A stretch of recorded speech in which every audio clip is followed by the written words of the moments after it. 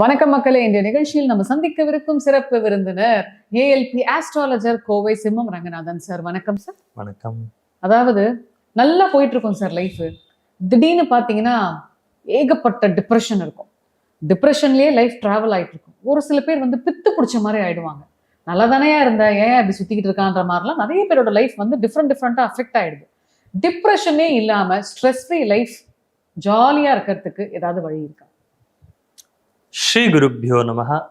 மந்திராலய குரு ஸ்ரீ ராகவேந்திராய நமஹ. எனதர்மை குருநாதர் திரு புதுவுடிமூர்த்தி ஐயா அவர்களை வணங்கி, அதாவது எந்த நேரத்தில் என்ன கேள்வி வருது அப்படிங்கிறது ரொம்ப முக்கியம். இந்த நேரத்தில் இந்த கேள்வி அடுத்து வரக்கூடிய ஆவணி மாதத்திற்கு உபயோகமாகக்கூடிய ஒரு கேள்வி. ரெண்டு விஷயம். ஸோ அப்படி இந்த கேள்வி ஒரு சிறப்பான ஒரு கேள்வியாகவே நம்ம எடுத்துக்கலாம். நம்ம வீட்லேயோ நம்ம மனசுலேயோ சில கஷ்டங்கள்லாம் நமக்கு இருக்கும். இந்த கஷ்டங்களை போக்க பல பரிகாரங்களை பார்க்கணும். அதிசூக்ஷமமாக நமது முன்னோர்கள் கூறியுள்ளார்கள். அதுல சிவபெருமானுக்கு ஊமத்தங்காய் கேள்விப்பட்டிருப்போம். முழுமுள்ளா ஒரு காய், விஷச்செடி. அது அந்த காய் வைத்து பூஜை செய்வது அப்படிங்கிற ஒரு விஷயத்தை சொல்லியிருக்காங்க. முக்கியமா இதை வரக்கூடிய ஆவணி மாசத்துல திங்கட்கிழமைகள்ல பண்ணலாம். சிவபுராணத்தில் சிவனை மகிழ்விக்க பல விஷயங்களை கூறியுள்ளார்கள். அதுல ஒண்ணு இந்த ஊமத்தங்காய். உன்மத்தம் பிடித்த நிலை நீரை, ஒருத்தன் பைத்தியம் பிடிச்சிருச்சுன்னா அவனை உன்மத்தம் பிடிச்சிருச்சுன்னு சொல்லுவாங்க. உன்மத்த நிலை அடைஞ்சிட்டாங்க அப்படின்னா இறைய அனுபவத்திலையும் உன்மத்தம் பிடிக்குது. நமக்கு இருக்கக்கூடிய இந்த ஸ்ட்ரெஸ்ஸு, அதுதான் உன்மத்தம். மன அழுத்தம் அதிகமாக ஒரு மாதிரி எதுலேயுமே ஒரு ஈடுபாடு இல்லாம எல்லாத்துலேயும் ஒதுங்கி போய் தனக்குள்ளேயே தான் வெறியதையும் சொல்லாம தனக்குள்ளேயே தான் அடங்கி ஒண்ணுமே இல்லை, எனக்கு என்னமோ ஆகுதுன்னு சொல்லிட்டு இருக்கிறது. இந்த மாதிரியான ஒரு நிலை, மனநிலை பாதிக்கப்பட்ட ஒரு நிலை அப்படிங்கிறது எல்லாருக்குமே வாழ்க்கையில நமக்கு என்னைக்கு ஒரு நாள் வரும். சிலருக்கு அப்படியே பர்மனண்டா அந்த மாதிரியான ஒரு நிலை வந்துடும் இல்லையா? அப்போ இந்த கஷ்டங்கள் எல்லாம் நீங்கிறதுக்கு 9 செவ்வாய்க்கிழமைகள் அல்லது 9 பிரதோஷங்கள். ஒரு மாசத்துக்கு 2 பிரதோஷம் வரும். அப்ப நீங்க ஒரு 5 மாசத்துக்கு கணக்கெடுத்து இந்த பரிகாரத்தை நீங்க பண்ணீங்கன்னா கை மேல் பலன் தரும் அப்படிங்கிறாங்க. ஊமத்தை என்பதற்கு உன்மத்தம்ங்கிற ஒரு பேர். அதாவது பைத்தியம் பிடித்த நிலை, ஆவேசமான நிலை அப்படின்னு சொல்றோம் இல்லையா?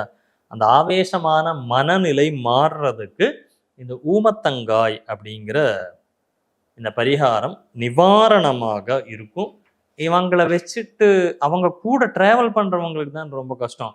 அதனால அவங்க இதை செய்ய, ஊமத்தின் செடி ஒரு அற்புதமான கொடை தான். அது ஒரு விஷச்செடியாக இருந்தாலும் சரி, விபத்தால அதிர்ச்சியாருது, ஒரு விபத்து ஏற்பட்டது, மனநிலை பாதிச்சிடுச்சு, அங்கிருந்து அவங்க மீளலை, ஏதோ ஒரு விஷயம், ஒரு லாஸ் வந்தது, அதுல இருந்து அவங்க மீளலை, இப்படி தன்னையே அறியாமல் ஒரு கற்பனை உலகில் சுத்திட்டு இருப்பாங்க பாருங்க.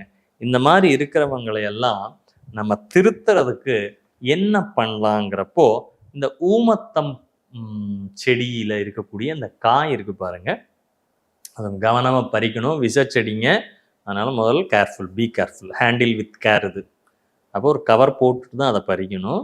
பறிச்சுட்டு அதை முதல் மஞ்சள் தண்ணியில போட்டு கழுவிடணும். ஏன்னா மேலே விஷத்தன்மை இருக்கும். தெரியாம வாயிலையோ இதுலையோ பட்டுட்டா நமக்கு உன்மத்தம் பிடிச்சிடும், பைத்தியமாயிடுவோம். சரிங்களா? அப்போ ரொம்ப be careful, handle with care. அப்போ இந்த ஊமத்தங்காயை பொறிச்சு அதை காய வைக்கிற அளவுக்குலாம் வெயிட் பண்ண வேண்டாம். அது மேல் பகுதியை சீவிட்டு கொஞ்சம் நோண்டினீங்கன்னா குழி ஆயிடும். இந்த குழி ஆன பிறகு அதுல இழுப்ப எண்ணெய் ஊற்றி அதுல திரி போட்டு அது நிற்காது. அதனால கீழே பேஸ்மெண்ட்டுக்கு ஒரு கார்த்திகை விளக்கு வச்சு அதுக்கு மேல இந்த விளக்கை வச்சு சிவன் கோவில்ல போய் இந்த விளக்கை ஏத்துங்க. ஊமத்தங்காய் விளக்கு ஏத்துங்க. இது ஒன்லி மனநிலை பாதிப்பு மாத்திரம் அல்லங்க. வீட்டில் பிரச்சனை தீரவே மாட்டேங்குது. முதல் கேட்டாங்கல்ல, இந்த திருஷ்டி லொட்டு எல்லாம் தீரவே மாட்டேங்குது, என்ன பண்ணாலும் படுத்துதுங்கிறதுக்கும் இந்த விளக்கேற்றுறதுனால ஒன்று, உங்களை சார்ந்து இருக்கக்கூடியவர்களுடைய அந்த மனநிலை பாதிப்பு நீங்கும். 2வது, வீட்டில் இருக்கக்கூடிய அந்த எதிர்மறைகளை எல்லாம் தீர்த்துவிடும். அது மாத்திரம் இல்லைங்க, அந்த ஊமத்தம் பூ இருக்கு இல்லையா? ஊமத்தம் பூ ரொம்ப எப்போ பார்த்தாலும் ஜாதகத்தை பாருங்க, என்ன பொய்யா சொல்லிட்டு திரியறாம்பாங்க பாருங்க. அந்த மாதிரி என்ன பண்ணலாம், ஒரு மாதிரி ஒரு மப்பு மந்தாரமாவே சுத்திட்டு இருக்கிற ஆளுக்கு என்ன பண்ணணும்னா, ஊமத்தம் பூ வெள்ளையா நீளமா இருக்கும், அதை எடுத்துட்டு வந்து முதல் நாள் ராத்திரி தண்ணியில ஊற வச்சிருங்க.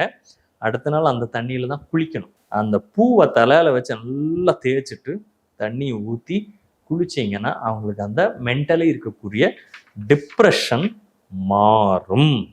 பண வறட்சி அதையும் நீக்கும். நம் வாழ்க்கையில் என்ன முட்கள் மாதிரி இருக்கக்கூடிய பிரச்சனைகளை எல்லாம் நீக்கும். ஊமத்தங்காய் விளக்கேத்தினா கடன் தீரும்.